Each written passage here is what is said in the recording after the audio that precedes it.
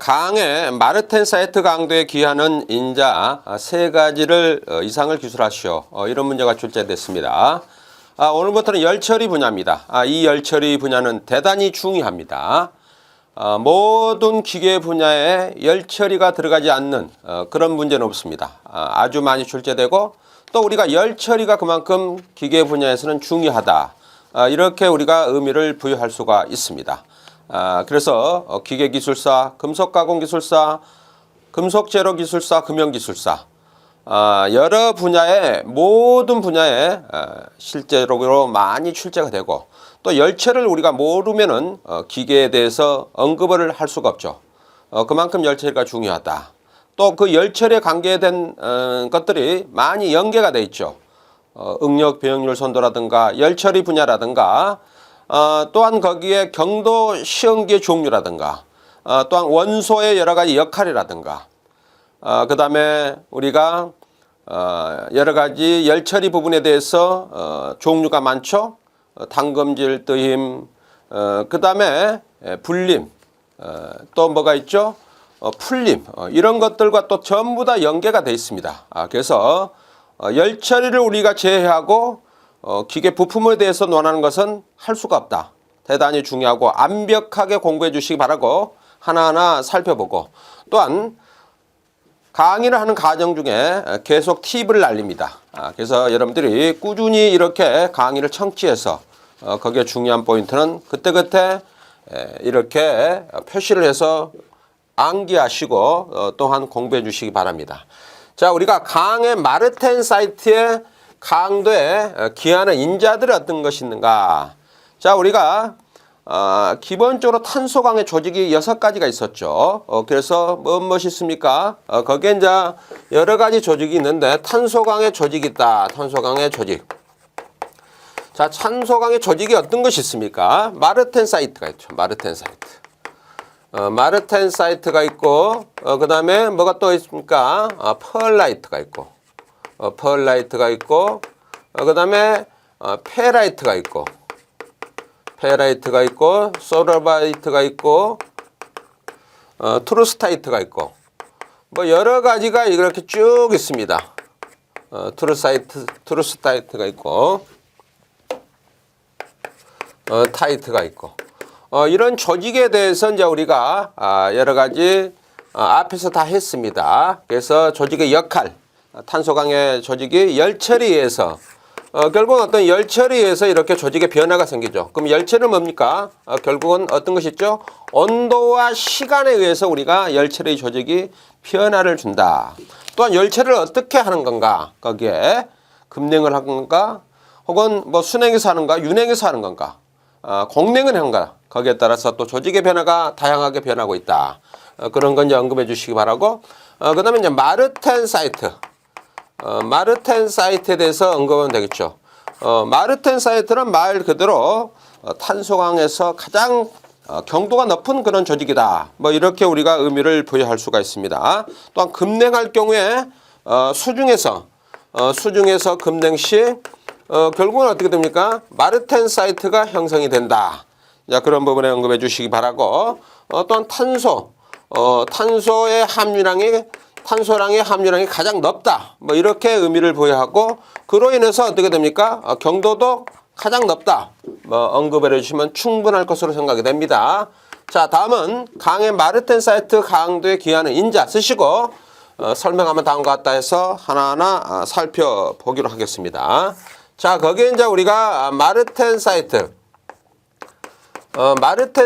조직이 어떻게 되어 있는가? 뭐 개요에서도 제가 방금 언급을 했지만은 거기에 급냉과 수중에서 생긴다. 수중에서 급냉한 거다. 수중에서 급냉에서 발생하고 개요에서도 언급했죠.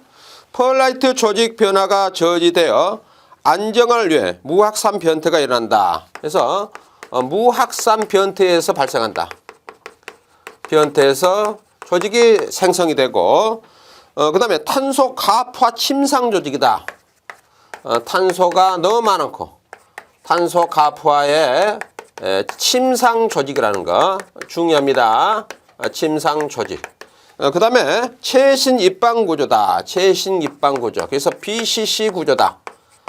정확하게 알아두시기 바랍니다. 그로 인해서 인장 강도와 경도가 매우 높다. 그래서 인장과 그 다음에 경도가 아주 높다. 앞에 교에서 제가 언급했죠. 잘 기억해 주시기 바라고. 그 다음에 두 번째는 마르텐 사이트 강도의 기여 인자가 어떤 것이 있는가. 기여 인자에 대해서 살펴보죠. 기여 인자. 자, 강의 마르텐 사이트 강도에 기여하는 인자는 마르텐 사이트 분율과 결정력 크기다. 그래서 분율과 결정력 크기가 영향을 준다. 결정력의 크기가 영향을 준다. 자, 우리가 조직이라는 것은 어떻습니까? 온도의 어떤 상황에 따라서 우리가 결정 격자는 어떻게 됩니까? 결정 격자는 세 가지 패턴이 있다 그랬죠. 그래서 BCC, 그 다음에 FCC, 그 다음에 HCP. 이런 격자들이 어떻게 됩니까? 온도와 어떤 시간에 따라서 이것이 조직의 변화가 되어 있죠. 그 다음에 또한 냉각의 어떤 상태가 어떻게 되는가에 따라서 변화가 된다. 대단히 중요합니다. 그래서 강도와 연성에 영향을 주는 미치는 주된인자다. 그래서 이것은 어디죠? 강도와 연성에 영향을 주고 있다. 대단히 중요하고. 자, 그 다음에 두 번째로 또 뭐가 있습니까? 온도 조건입니다. 온도 조건. 자, 어떤 조건에서 우리가 그것을 냉각을 하고 또한 어떤 온도 범위에서 우리가 그것을 가열해서 냉각을 시키는가. 그래서 온도 조건에 여러 가지 영향을 주고 있다. 그 다음에 냉각 시간입니다. 냉각 시간. 자, 냉각 시간을 어떻게 할 거냐. 급냉각을 할 거냐. 천천히 냉각시킬 거냐. 뭐 거기에 따라서 이제 우리가 이 조직에 어떤 변화가 생긴다. 그래서 마르텐 사이트는 우리가 급냉에 의해서 발생할 수 있다. 이렇게 보면 되겠죠. 그래서 그런 부분에 충분히 설명하면 뭐 완벽한 답안이 됩니다. 자, 다음은 재료의 표면 처리로 피로 수명을 연장시키는 방법. 재료의 표면 처리입니다. 표면 처리. 표면 처리로서 뭐를 연장합니까? 피로 수명. 피로 수명을 연장하는 방법이 어떤 것이 있는가? 연장 방법입니다. 자, 우리가 피로라는 것은 앞에서도 수없이 여러분한테 강의를 제가 했습니다. 대단히 중요하다고 말씀을 드렸죠. 자, 표면 처리. 표면 처리는 여러 가지가 있습니다. 우리가 열 처리가 있고 표면 처리가 있다. 자, 열 처리는 어떻게 됩니까? 열 처리와 표면 처리 차이는 뭡니까? 자, 우리가 열 처리는 어떻게 되죠? 조직의 어떤 깊이까지 경도를 부과시키는 그런 방법이 우리가 히트 트리트먼트다. 그렇지만 표면 처리는 어떻게 됩니까? 이것은 한 2에서 뭐 3mm 정도 표면에서 그 정도의 깊이만큼만 우리가 어떤 경도를 생성시켜주는 그런 어떤 처리 방법이 우리가 표면 처리다. 그래서 침탄법, 지압법, 가스, 액체 뭐 여러 가지가 있죠. 자, 그런 것이 전부 다 우리가 고주파 처리법 이런 것이 전부 다 표면 처리입니다. 열 처리는 이제 앞에서 우리가 설명했던 것처럼 당근질 뜨임, 풀림, 불림 뭐 이런 것들 있죠. 그런 것을 의미해 주시기 바라고. 그 다음에 세 번째는 뭡니까? 피로 수명입니다. 피로 수명. 자, 우리가 피로라는 것은 수없이 제가 말씀을 드렸죠. 피로라는 것은 어떤 작은 힘에 어떤 구조물에다가 작은 힘을 가해도 그것이 지속적으로 오랜 시간 가해졌을 때 그 구조물에 마이크로 크랙에서 매크로 크랙으로 진전되는 그런 상태. 그로 인해서 그 구조물은 파괴가 발생하는 그것을 우리가 피로다 이렇게 의미를 하고, 그 다음에 이제 그 피로 수명, 그 구조물의 수명이 어느 정도 유지할 수 있는가, 그것도 언급을 했습니다. 그래서 그런 부분을 연구해 주시기 바라고. 자, 본론에서는 어떻게 됩니까? 재료의 표면 처리에 있어서 피로 수명 연장 방법에 대해서 설명하면 다음과 같다. 이렇게 해서 쓰시기 바라고. 그 다음에 하나하나 설명하면 되겠죠. 자, 피로 수명을 연장시키는 방법은 환경적인 요인을 제거한다. 그래서 환경적인 요인을 제거를 해야 된다. 없애줘야 된다. 자, 그러면 환경적인 요인은 뭐가 있습니까? 응력을 제거한다. 응력 제거. 자, 내부 응력이 있겠죠. 응력을 제거한다. 응력을 해서 되죠. 서로 밀고 당기는 어떤 그런 힘이 계속 구조물에 이렇게 남아 있다. 이제 그런 부분이 되겠고, 그 다음에 반복 응력, 응력을 또한 제거를 해야 된다. 그래서 반복 하중이 되겠죠. 응력을 했으니까 반복 하중을 또한 제거를 해야 된다. 구조문에 계속 가해지는 거죠. 그 다음에 그런 부분에 이제 우리가 언급해 주시기 바라고. 자, 그 다음에 두 번째는 뭐가 있습니까? 침탄, 지라, 고주파, 경화 등 표면 경화로 응력 집중부를 제거한다. 그래서 표면 경화, 경화로서 어떻게 되죠?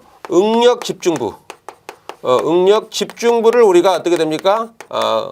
완화시켜야 된다. 제거는 여기서 완화입니다. 완화. 어느 부위에 이렇게 집중이 되는 것을 그것을 이렇게 분산시켜주는 역할을 하도록 그렇게 해주는 게 좋고, 그 다음에 쇼트 피닝으로 재료 표면에 압축 응력을 부여한다. 그래서 압축 응력을 부여한다. 압축 응력을 부여한다는 거. 이것은 이제 우리가 쇼피닝이 있죠. 쇼피닝. 이것도 설명을 했죠. 그래서 우리가 피로 수명을 우리가 이렇게 제거하기 위해서 완화시켜주기 위해서 쇼트 피닝을 한다. 강화시키는 거죠. 표면에 어떤 울퉁불퉁한 것을 어떻게 하죠? 임팩트를 가가지고 그 표면을 두들겨 가지고 그 부분들이 집중 능력이 발생하지 않도록 하는 것이 중요하다. 잘 기억해 주시기 바라고. 자, 다음은 변형시효 현상을 설명하고 변형시효입니다. 변형시효 현상에 대해서 설명을 하고, 딥드로잉 용광에서 불균일 변형으로 인해서 스트레스 스테인이 나타나는 것을 제어하는 야금학적 방안과 공업적으로 작업 공정에 해결하는 방법. 그래서 여기서 이제 중요한 부위만 쓰겠습니다. 스트레처 스트레인 줄무늬입니다. 그래서 스트레처 스트레인이죠. 스트레인. 스트레인에 대해서 설명하시오. 이렇게 축약을 했습니다. 자, 여기도 이제 우리가 개요를 한번 살펴봐야 되겠죠. 개요. 자, 변형시효가 뭡니까? 변형시효. 변형시효입니다. 자, 변형시효를 우리가 뭐라 그러죠? 어떤 시효 경화, 뭐 이렇게도 우리가 의미를 부여하고 있죠. 그래서 시효 경화, 시간의 경과에 따라서 재료가 경도가 상승되는 그런 상태. 자, 변형시효는 강수 속의 탄소 원자가 전이들을 분리시키고, 그래서 탄소 원자가 있죠. 탄소 원자. 탄소 원자가 전이를 분리시킨다. 전이 분리. 자, 전이를 분리시키고 이들의 이동을 방해하여 전이 이동에 대한 재료의 저항이 증대되는 현상. 그래서 재료 저항이 재료의 저항이 증대된다. 증대된다는 것은 결국은 어떻게 됩니까? 경도가 높아진다. 경도가 높아진다. 뭐 이렇게도 의미를 부여할 수 있죠. 또한 딥 드로잉은 뭐냐? 딥 드로잉. 자, 딥 드로잉은 또 어떤 역할을 하는가? 딥 드로잉. 앞에서도 제가 설명하는 거 기억이 납니다. 바닥이 있는 용기류를 만드는 가공이다. 그래서 바닥이 있다. 바닥이 있는 용기다. 용기를 우리가 딥 드로잉이다. 그래서 이 딥 드로잉은 어떻게 됩니까? 실제 우리가 이런 어떤 철판이 있겠죠. 철판. 둥그런 철판이 있습니다. 그러면 이것은 어떻게 되죠? 이와 같이 어떤 T를 갖는 이런 철판이 있는데, 여기에다가 우리가 어떤 형틀에다 넣어가지고 이와 같은 어떤 형틀에 갖다 넣어가지고 이와 같은 어떤 모양으로 만드는 거죠. 이와 같은 모양으로. 이와 같은 모양을 만드는 것이 딥 드로잉이죠. 그래서 이렇게 하면은 결국은 어떻게 되죠? 여기서 스트레치 스테인, 즉 이런 판재를 가지고 이와 같은 모양을 만들기 때문에 여러분들 상상해 보시면 이해가 되죠. 이런 판재를 이렇게 만들려면은 줄무늬가 생길 수가 있겠죠. 그 줄무늬를 어떻게 하면 최소화시키고 발생하지 않도록 우리가 딥 드로잉 가공을 해야 되는가? 그것을 여러분들 머릿속에 상상해 주시면은 충분히 이해가 될 겁니다. 그래서 이런데 이제 어떤 그 줄무늬가 이렇게 발생하면은 그것은 안 되겠죠. 어떤 그 제품의 품질이 이렇게 좋지가 않겠죠. 이제 그런 부분에 여러분들이 상상해 주시면 될 것 같습니다.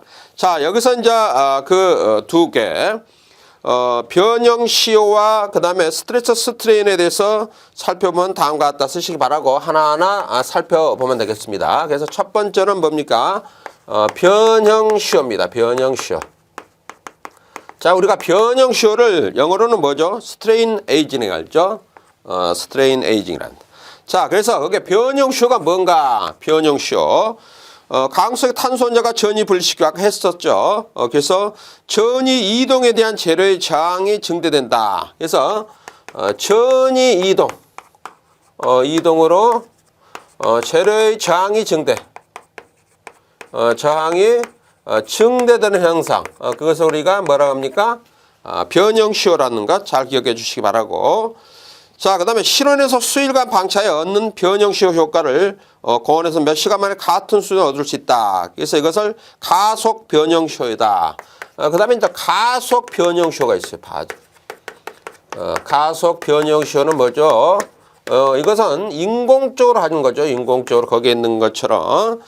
실온에서 수일간 방치한다. 실온에서 수일간 방치한다. 방치를 해서 우리가 경도를 얻을 수 있는 것을 우리가 뭐죠? 가속 변형 시효이다. 또한 거기에 보면 이제 청열치성이 있습니다. 가속 변형 시효 예로 강의 경우 청열치성을 줄 수 있다. 그래서 청열치성이라는 것은 뭐냐? 강에 푸른빛을 띠는 것을 우리가 청열치성이죠. 말 그대로 청색의 어떤 색깔을 띈 것. 그것이 왜입니까? 산화막에 의해서 그런 것이 생기겠죠. 그래서 우리가 청열치성이라는 것 기억해 주시기 바라고, 나머지는 거기에 내용을 참고해 주시기 바라고. 다음은 딥도랭에서 불균형 변형으로 인해 스트레스 스트레인이 어떤 건가. 자, 이것도 이제 살펴보죠. 그래서 스트레처 스트레인입니다. 스트레인. 다른 말로 하면 우리가 줄무늬다. 그 말을 언급했었죠. 자, 판재 항복 강도와 인장 강도의 합이 0.7에서 1% 정도로 주며 브랭크 홀더 질이 과도하면 펀치 하중이 증가하여 되고 컵의 벽면에 찢어지게 된다. 그래서 결국은 컵의 벽면이 이렇게 어떻게 됩니까? 찢어지면 안 되겠죠. 찢어지는 그런 어떤 상태가 되면은 그것은 안 되겠죠. 그래서 이 컵의 벽면이 찢어지는 현상의 바운다리가 뭡니까? 거기에 있는 것처럼 인장 강도가 얼만큼 가해집니까? 인장 강도가 0.1에서 1% 정도로 주고 브랭크 홀더 질이 과도하게 펀치 하중이 증가하면은 그 다음에 어떻게 되죠? 펀치 하중이 증가시. 증가시 찢어짐의 현상이 발생한다. 그래서 그것을 우리가 가수한 경우에는 프렌지부에 주름이 생긴다. 이런 상태가 되면 어떻게 되죠? 결국은 여기서 의미하는 스트레스 스트레인이 생긴다. 그래서 이게 생기지 않도록 이제 우리가 해야 되겠죠. 그래서 거기에 있는 것처럼 간극을 줄이면 아이오닝 효과가 커지나 너무 작으면 소재는 펀치에 의해서 천공되면서 전단될 수도 있다. 그래서 거기에 이제 대책이 이런 부분이 생기지 않도록 우리가 어떻게 대책을 강구를 해야 되는가. 그래서 첫 번째는 간극을 줄인다. 간극을 감소시킨다. 근데 이 간극을 무조건 감소시켜야 되는 것은 아니죠. 너무 많이 이렇게 작으면 어떻게죠? 또 전단이 될 수 있다. 그래서 적절하게 이렇게 해줘야 된다. 전단되지 않도록 하는 조건이 돼야 된다. 알아두시기 바라고. 또 너무 큰 경우에는 소재가 지지되지 않는 부분에 주름이 발생한다. 그래서 너무 큰 것과 작으면은 문제가 된다. 최적의 어떤 간극을 우리가 데이터에서 여러 가지 테스트를 통해서 그것을 결정할 수 있도록 해야 된다. 그 다음에 또 거기 보면 주름으로 인해 컵 벽면에 주름살 결함이 생긴 그런 상태가 되겠죠. 그래서 드로잉 비드를 사용하면 프렌지에 생기는 홈 모양으로 인해 강석이 증가하므로 브랭크 홀더 지지를 작게 줘도 된다. 그래서 그 드로우드 비드를 사용한다. 드로우 비드를 우리가 사용해서 스트레스 스트레인을 줄일 수 있다. 그런 부분이 되겠죠. 그래서 드로우 비드 형상 및 위치를 적절히 설계하는 데 상당한 경험을 요한다. 그래서 이것은 데이터의 어떤 결과에 의해서 경험치, 이것이 이제 경험치가 되겠죠. 경험치를 이용해서 스트레스 스트레인이 발생하지 않도록 하는 것이 중요하다. 잘 기억을 해 주시기 바라고. 자, 다음은 CCT 변태 곡선과 TTT 변태 곡선의 상호 비교입니다. 그래서 CCT와 TTT 변태 곡선이죠. 곡선의 비교입니다. 비교시에 대해서 설명하시오. 이런 문제가 출제가 됐습니다. 자, 우리가 등원 열체를 수정한 곡선이 연속 냉각 변태도죠. 그래서 그것을 우리가 뭐라 합니까? CCT라고 그러죠. 그래서 거기에 있는 것처럼 등원 열체를 수정한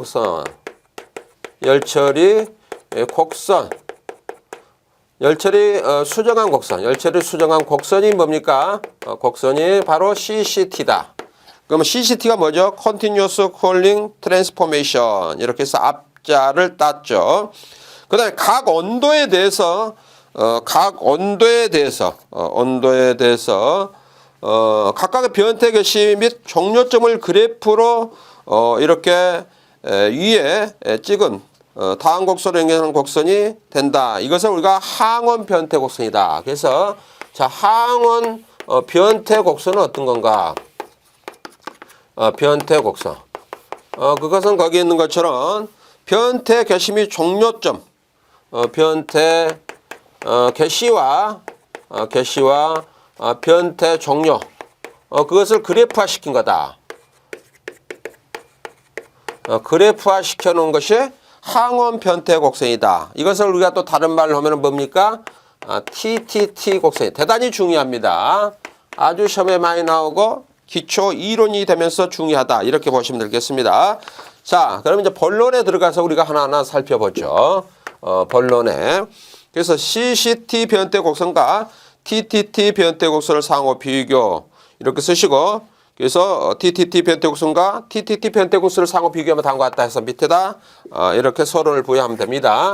자, 먼저 CCT 곡선입니다. CCT 곡선.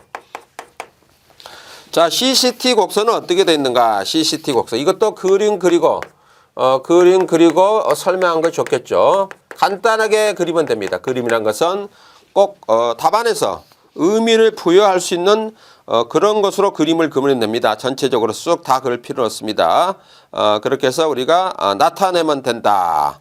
이렇게 보면 되겠죠. 그래서 이와 같은 어떤 상태로 우리가 살펴볼 수가 있습니다. 그래서 여기는 온도입니다. 온도 T가 있고, 그 다음에 이 밑에는 뭡니까? 이 밑에는 타임이죠.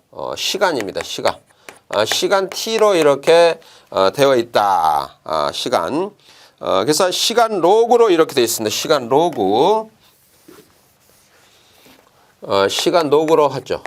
로그로 이렇게 표시가 되어 있다. 그래서 거기에 MS가 있죠. MS점이 여기에 이렇게 있습니다. 그래서 마르텐사에서 스타트점이 되겠죠. 그 다음에 A1점이 있습니다. A1점. 여기가 A1점이 이렇게 있고, 그래서 이 두 개의 사이에 어떻게 됩니까? CCT. 이와 같은 어떤 커브가 있죠. 여기서 이제 T가 있는데 이것이 이렇게 쭉 이렇게 전부 다 이렇게 나왔죠. 이런 식으로. 그 다음에 이제 거기에 커브가 두 가지가 이렇게 곡선 커브가 있습니다. 그래서 이와 같은 커브가 이렇게 있죠. 이와 같은 커브. 그래서 이와 같은 커브가 이렇게 유지되고 있다. 그런 커브로 이렇게 우리가 표시할 수 있다는 거. 그래서 거기에 보시면은 어떻게 됩니까? 여기 이제 A1부터 A2, A3, A1 뭐 이런 식으로 쭉 이렇게 있죠. 쭉 있고, 그 다음에 또 여기서는 또 뭐가 있습니까? B1, B2 뭐 이렇게 또 나갑니다. 약간 그래프가 책가오는 약간 상이하지만은 여러분들이 잘 보면 이해할 수가 있겠습니다. 자, 이렇게 돼 있고, 자, 그러면은 거기에 이제 보시면 어떻게 되죠? 등원 열체를 수정한 곡선이다. 등원 열체를 수정한 곡선이다. 그래서 등원 열체를 수정한 곡선이다. 자, 말 그대로 온도가 일정한 상태에서 우리가 열체를 했다. 이렇게 보면 될 것 같죠.